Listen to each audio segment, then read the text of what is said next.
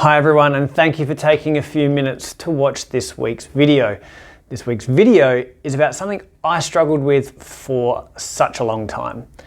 And I know you guys do too, because not only do I hear about it when I am running events or seminars, but this is something I work on with all of my coaching clients. But before I get into it, please, as always, it would mean a great deal if you could like the video and subscribe to the channel. It helps me get this messaging out to a much bigger, broader audience. So what is it? What was the thing I struggled with for so long? Well, I think the thumbnail gave it away. It's goal setting. It should be really simple, but often we don't have a process to follow, or the process we do have can be pretty confusing. But there's also one vital step that so many forget when it comes to goal setting, and I find it's that one step that is going to be the thing that guarantees that you achieve this goal. What is it? I'll give it to you at the end. First off, what kind of goals are we talking about here? I'm talking about your medium-term goals. So these are goals that are less than 12 months in duration and more than about 3 months in duration. So they're your medium-term goals, not a goal we're setting for the week, but also perhaps not a goal that is 5, 10, 15 years in duration. These are goals that are 3 months to 12 months. Again, medium-term duration goals. How many? Now that's a really important one because we don't want to overcommit. We don't want to undercommit. Have we only got one goal? Surely not. 3 to 5 is the sweet spot. 3 to 5. I think 3 is a great number, and we're going to talk about why 3 is important in a minute. But 5, you're hitting your limit. With those 5, if you were to come up with 5 goals, I would suggest that the actionable items, the required steps, which we're going to go through, you don't want them to be complex, and you don't want there to be many steps in each one of those goals. Otherwise, it all becomes overwhelming and nothing is achieved at all. So I think 3 is a sweet spot for these medium-term duration goals. Category 1. You've got your spreadsheet open. We create the first column, create the 2, 3, and 4, but first column, first goal. First step is categorize your goal. What category, what does this fall under? And why this is important is because what I like to see is some diversity in goals. Pause. Let's talk about category. Category are things like, is it financial? Is it education? Is it health and fitness? Is it family and friends? Is it business? How can you categorize this goal? That's your first line. Color code it whatever you feel fit. The second part of the goal is to be very specific on what the actual goal is. So we have our category, then what's the goal? Write down what the actual goal is. But here's the trick. Some of you, not all of you, may have heard of SMART goals. Specific, measurable, achievable, realistic, and timely. Super important. But there's something missing from that as well.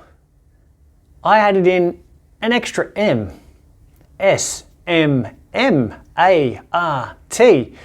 SMART with an extra M because the extra M is meaningful.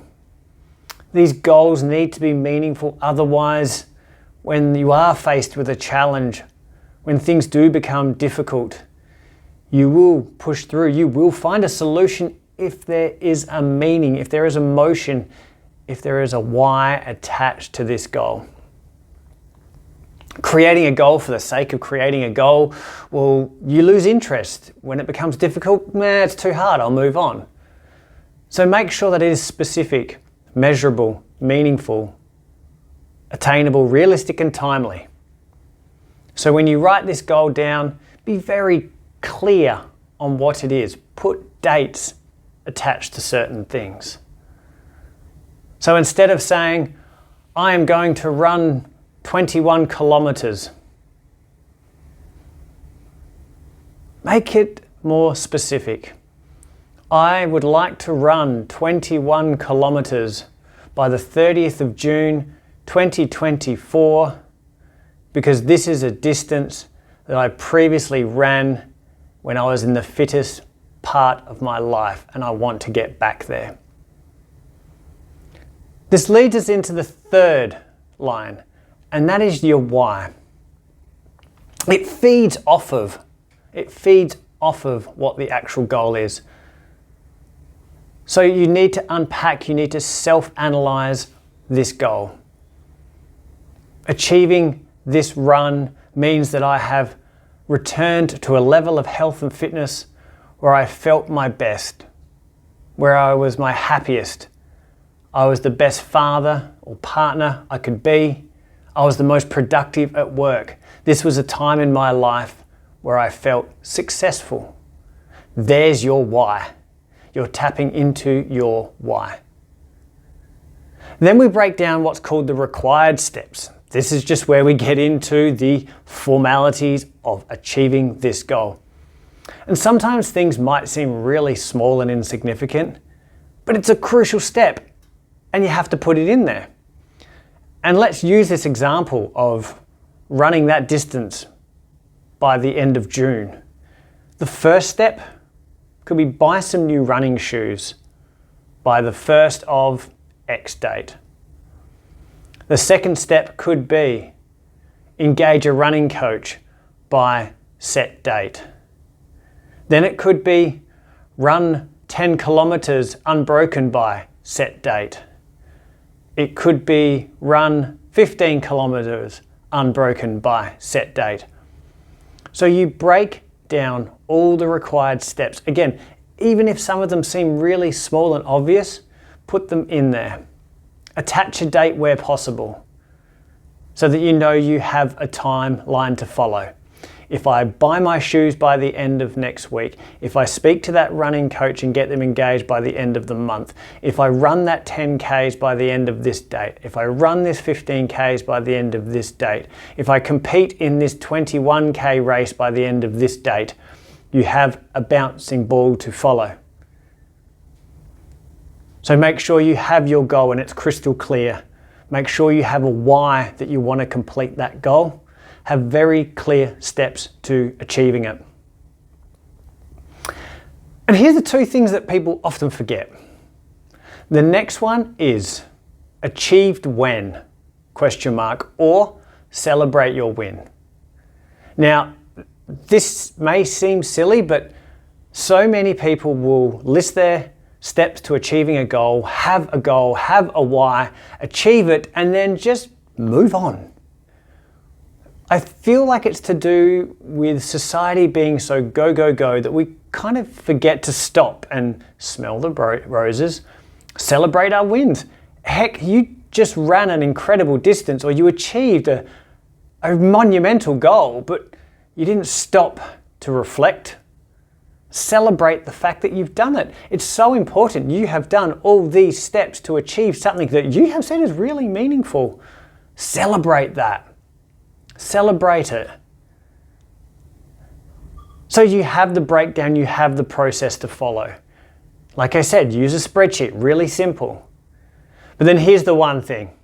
Here's the one thing that so many people don't do when it comes to goal setting. And for me, game changer. And it's this. On the 1st of every month, that works for me, perhaps the last day of every month, perhaps the middle of every month, choose a day or a date every month. You set a reminder in your calendar.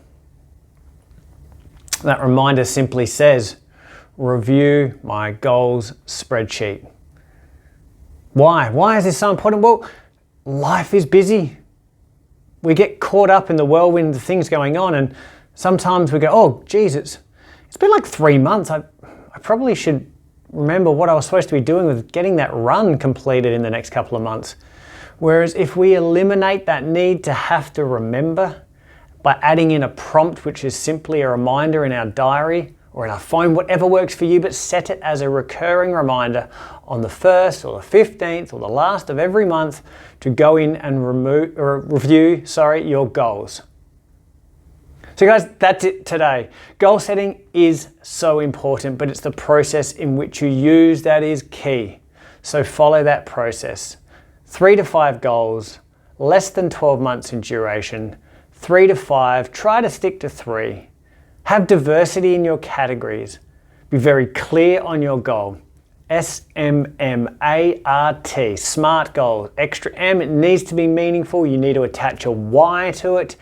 List your steps, put dates in every single one of them where you can, and celebrate the win.